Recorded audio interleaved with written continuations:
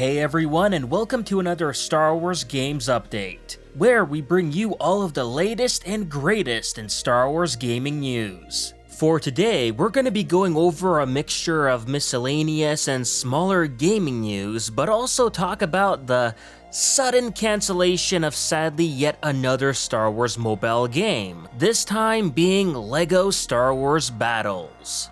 And before we get into any of that, a quick reminder that if you do like these type of videos, then be sure to give it a like to show your support for this update series and the content within it. With that out of the way, let's get into it. Starting things off, I want to put this out first as it's news, but at the same kinda not. But this week we've heard from the creative director of Star Wars Hunters that there's gonna be finally some news on the game coming real soon. Even possibly a more in-depth reveal with some actual gameplay too.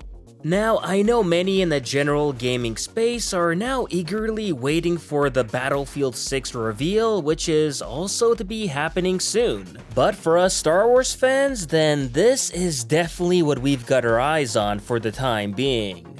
Considering it is to be released this year, then it's about time that we'll get to finally see this game in action. As I know for many of us, if this game does look good and interesting, then that will largely dictate on whether we're gonna have any interest in this game going forward. Of course, this is a Zynga game after all too, so I'm keeping my expectations rather low just because of that. But at the same time, I'm very open to being happily surprised and having my doubts about it being proven wrong. This week got off to a bad start already for Star Wars mobile game players, as the news quickly hit regarding the cancellation for LEGO Star Wars Battles. Originally released in the beta phase back in 2019, LEGO Star Wars Battles was a real-time player versus player MOBA type of game made by Playdemic.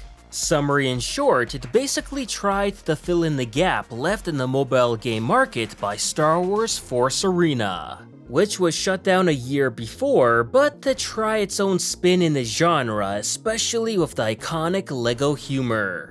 Unfortunately, the game never saw a full release, with the release date being constantly pushed back from 2020 to then 2021. And then this week, beta players were presented with this grim in-game message announcing that the game will be officially closing on July 1st. Going exactly the same fate as Force Arena, but unlike that game, this didn't even survive past the beta phase before being straight out cancelled.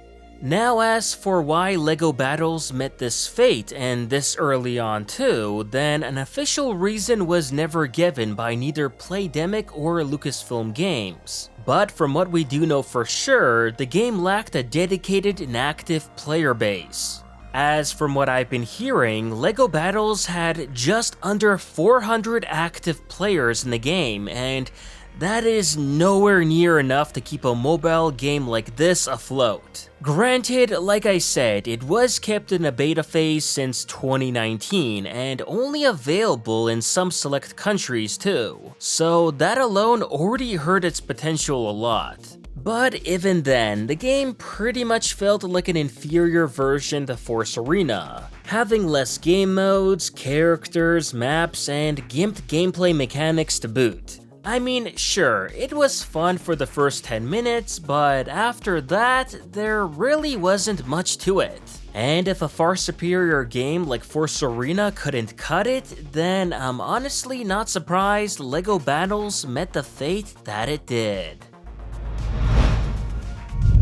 In fan mod news, Battlefront 2 veteran modder Mophead this week teased the community with 2 new mods that he's working on, which see to add blast mode and heroes versus villains into offline instant action.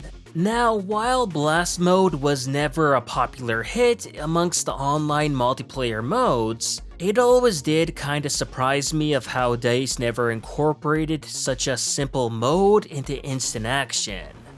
And sure, there's a version of it in offline arcade, but it unfortunately lacks customization options, maps. Also, the maps it does have are very small and uses a comparatively awful AI system. So overall, not great. And as for Heroes v Villains, then there's not much else to say here. We never had and still don't have anything similar like that available for offline play. So this mod will absolutely be a godsend for fans of the mode to still continue playing it, even after EA eventually shut down the online servers. And that will do it for this Star Wars Games update. As always, if you enjoyed this video, please like, share it, and subscribe to the channel to not only support it, but to keep up with Star Wars news, gaming, and canon lore released every week. And consider following me on Twitter and Facebook to never miss out on the latest Star Wars content. Thanks for watching, and may the Force be with you.